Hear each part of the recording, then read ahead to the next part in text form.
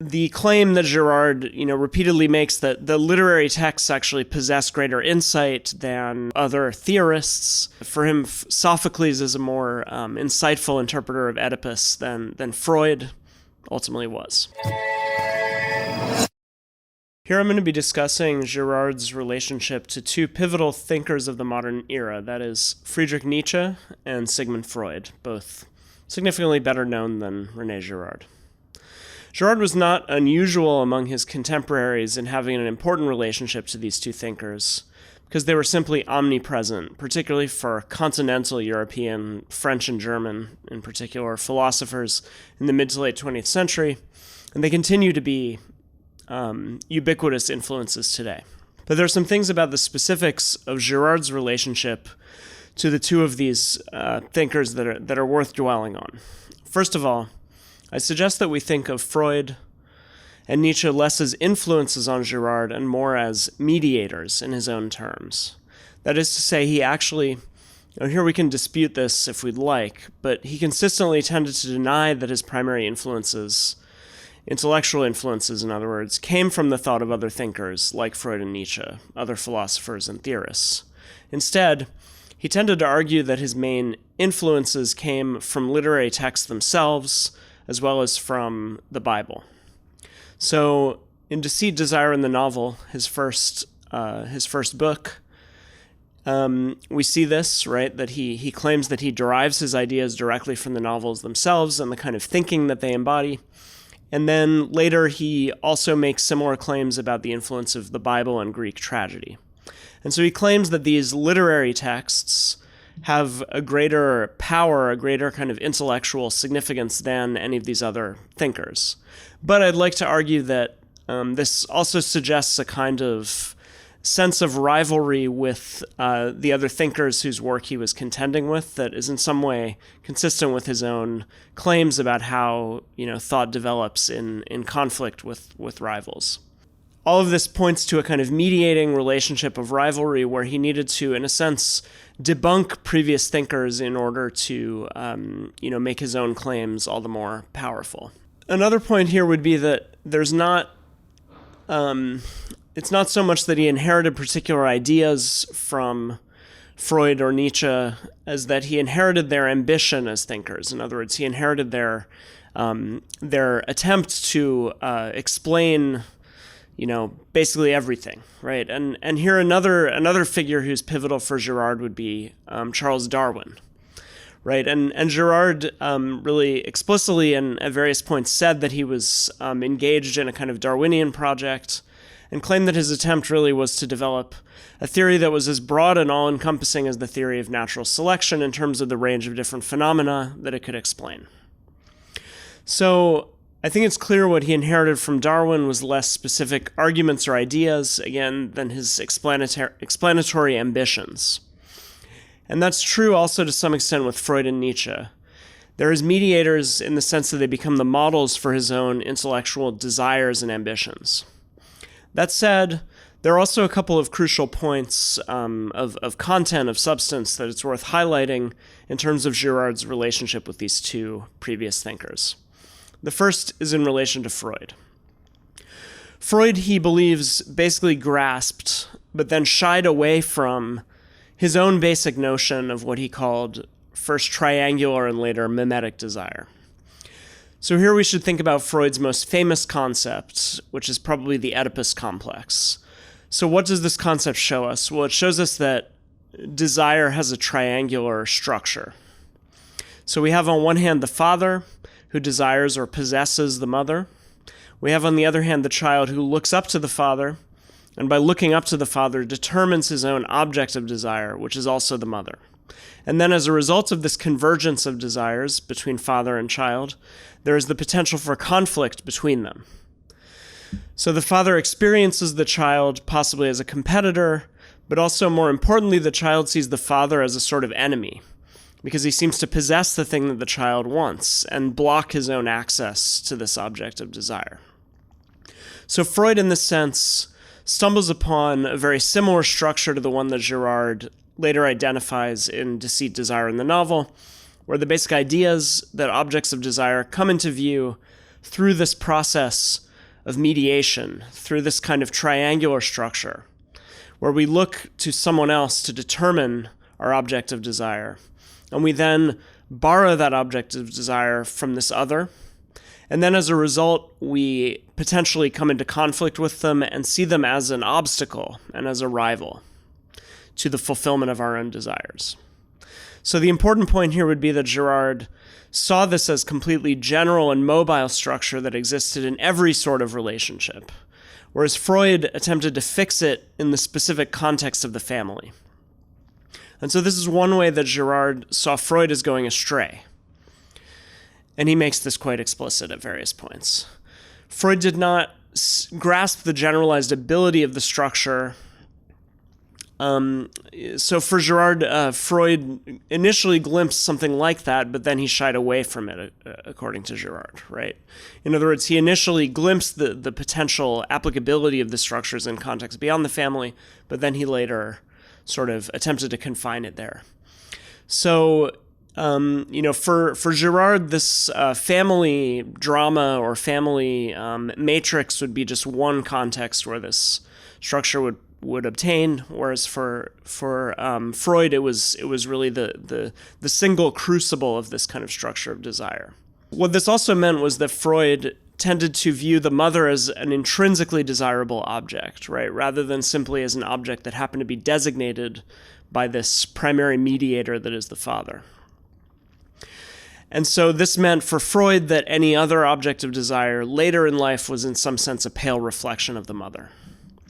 So in other words, unlike Girard, Freud did not see the object as indifferent or arbitrary and secondary to the mediator. Instead, he privileged this one object, the maternal object, and saw it as intrinsically desirable as a way that no other object could really ever be.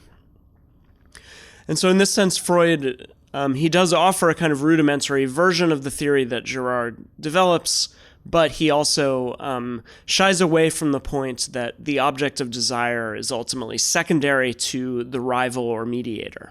Another point is that, while Freud claimed that his ideas came out of his work with his patients, his analytic patients, of course, he also used a variety of literary allusions and references to ground his work.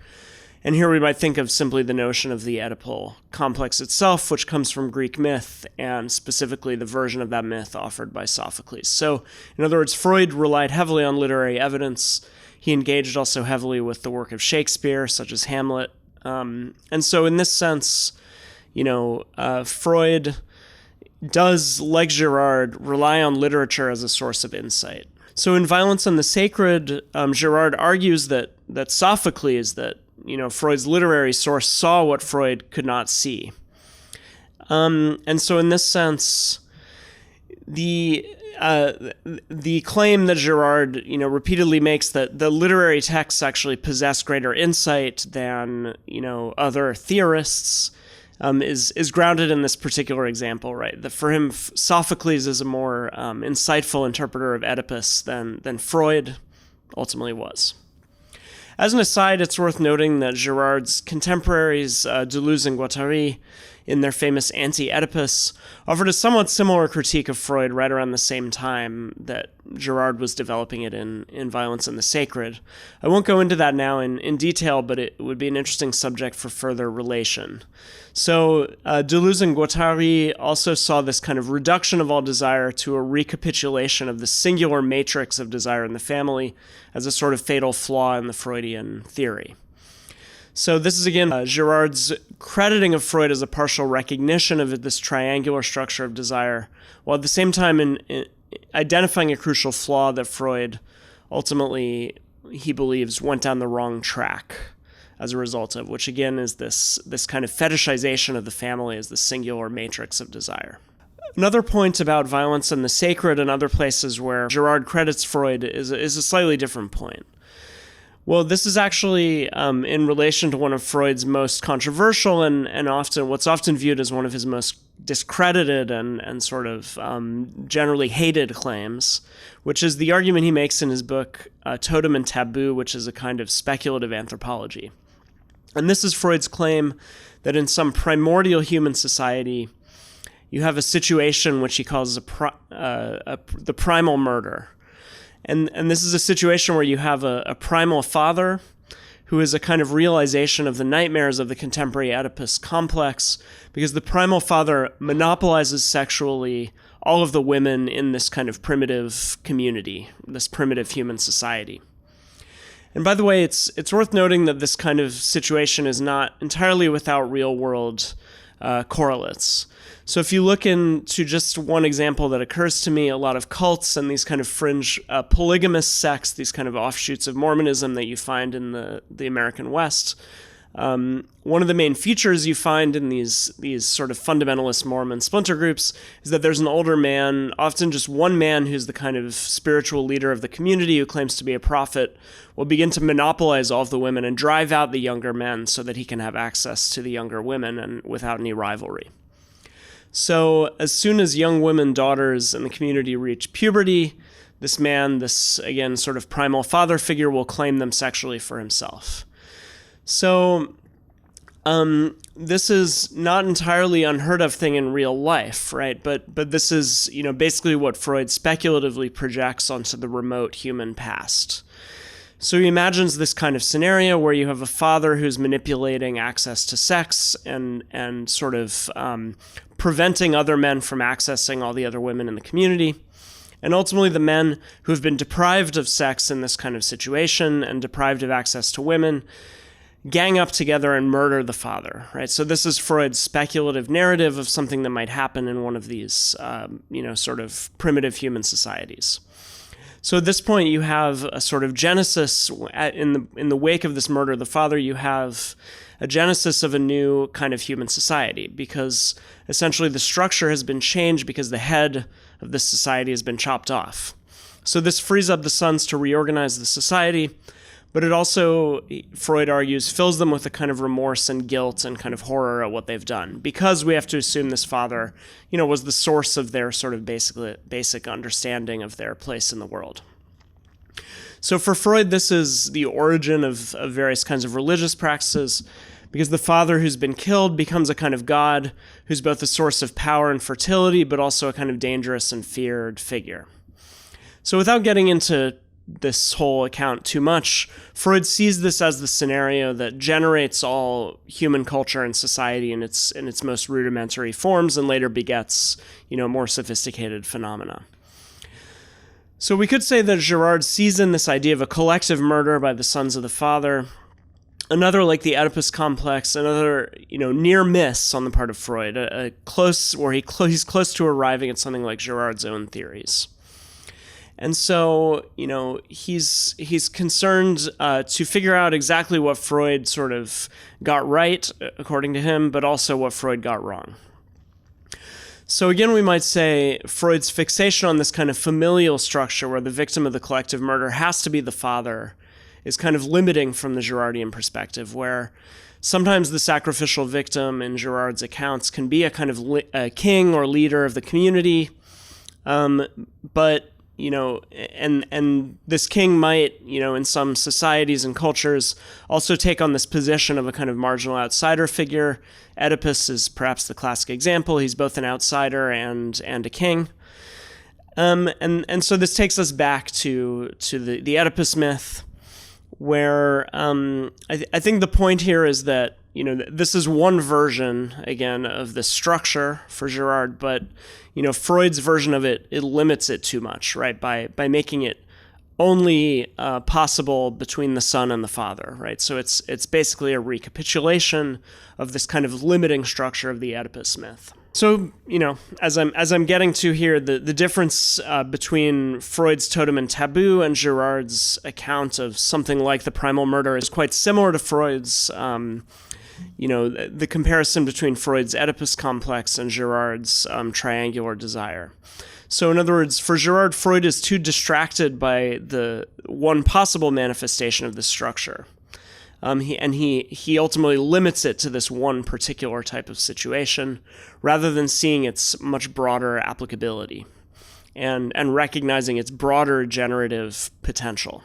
This now takes us into the second thinker I'm going to be concerned with here, who's Nietzsche. So again, Girard's issue with Nietzsche is not so much with Nietzsche himself, but with some of the most common interpretations of Nietzsche. And what you see in his essay, Dionysus versus the Crucified, is that he draws out aspects of Nietzsche that he thinks other thinkers have largely ignored. And this is similar to how other thinkers have largely neglected and dismissed the aspect of Freud that he's most interested in, which is the primal murder of the father. So in this text, Dionysus versus the Crucified, Girard goes through a close reading of what he regards as perhaps the most famous and iconic Nietzsche passage, which is the one where Nietzsche announces the death of God. But what you notice is that as much as it's become a cliche and that everybody recognizes and refers to this notion of the death of God, what they don't notice is that this death is actually framed by Nietzsche as a murder, and in fact framed as a collective murder, as something that Nietzsche says we have all done collectively. So this way that he argues that Nietzsche has not really been heard, that his most scandalous idea, the idea of the death of God, that the part of the scandal, as Girard says, is not really scandalous at all. The idea that God has just kind of passed away as a senile figure of the past, this kind of relic of an older culture. For Girard, this is just a sort of Enlightenment cliche. There's nothing scandalous about this kind of watered-down version of Nietzsche's death of God. And so the question is where the scandal really resides in this passage. And so for Girard, it actually resides elsewhere, not just in the idea that God is dead, but that God is the victim of a collective murder. And that Nietzsche, he argues, seems to intuit the relationship between God and the victim of collective murder, because the collective murder, as he sees it, is something that must generate rituals. And he says, as Nietzsche puts it, sacred games in order to compensate for this murder. In other words, Nietzsche also stumbles upon this idea that the result of this collective murder is the genesis of ritual. This, I think, for Girard is what's actually scandalous about this idea, is that he stumbles upon this notion of the genesis of culture in the collective murder of a god. So it's also worth pointing out something else here, which is that Girard begins by noting that modern thought is influenced by Nietzsche, seems to be unable to contend with a central aspect of his thinking, which is Nietzsche's virulent opposition to Christianity. According to Girard, modern intellectuals don't really focus on this aspect of Nietzsche because it seems sort of beside the point. Christianity is already discredited, dying out. Again, this is a kind of tired Enlightenment sort of argument. And so, why would Nietzsche, this supposedly avant-garde, path-breaking thinker, expend so much effort trying to debunk Christianity when it's already kind of dying out on its own? And so for Girard, this is another question here, right? Why is Nietzsche so obsessed with this? So Girard suggests that this kind of neglect of the anti-Christian element of Nietzsche is derived from Heidegger's reading of Nietzsche, where Heidegger largely resolves or sort of blends Christianity in with Platonism and the kind of larger Western intellectual legacy. So the question then is why Nietzsche regards Christianity specifically as worthy of such intense opposition. So the answer Girard offers is that Nietzsche essentially saw Christianity in the same way that that is Girard, also does, as the religion that undoes the sacrificial power of archaic religion. Instead of allowing the process of sacralization, in other words, through sacrifice, through collective murder, to generate new rituals, generate new meanings, it proclaims the innocence of the victim, which sort of short-circuits this process by which culture can be regenerated through collective murder. So for Girard, Nietzsche's most important realization is that this is what Christianity does. For Nietzsche, Christianity needs to be combated, defeated, destroyed, because it has disabled this regeneration of the sacred. And according to Nietzsche, the end result of this situation is nihilism. The end result is the loss of any ability to find any kind of meaning in the world. What's important here is that, and Girard at a later point in his interview refers to his own thinking as Nietzscheism in reverse. So what does he mean by this? In a sense, basically what he means is that, like Nietzsche, he sees Christianity as the ultimate turning point in human history because it disables the process by which the sacred can be generated. For Nietzsche, this is the reason that Christianity needs to be overturned, so we can return to the pagan process of generating and propagating the sacred, which he also Nietzsche identifies with Dionysus and with the tragic, as of course does Girard. So Girard simply argues that this is intellectually perfectly sound, that Nietzsche's insight here is intellectually completely sound. Girard, in fact, has no objection to it, except that it is ethically monstrous, because, and he points this out several times, it is, and I quote here, "It is inseparable from the way that Nietzsche seems to justify all sorts of moral monstrosities, the willingness to accept mass killing and bloodshed in order to renew the world through a return to the sort of pagan sacred." End quote. So this is where Girard and Nietzsche converge and also where they diverge. There are, I would say, these are, I think, the most important points. And again, one of them is a single point of convergence, which you can see right at the end of the essay Dionysus versus the Crucified, which is that Freud and Nietzsche are the two figures who, before Girard, discover the collective murder and its centrality to understanding the genesis of human culture. But both of them, in different ways, turn away from it or mystify it, according to Girard. Hey, what's up? If you enjoyed this video, take a second to subscribe to this YouTube channel. We publish videos like this several times a week. And also, if you're interested in studying the work of René Girard on your own, we made an awesome, totally free 18-page study guide that you can download at girardcourse.com. It's expertly curated. It's in a logical sequence that's going to help you master his entire body of work at your own pace. You can go ahead and get that at girardcourse.com. All right, that's all I got for you. Over and out.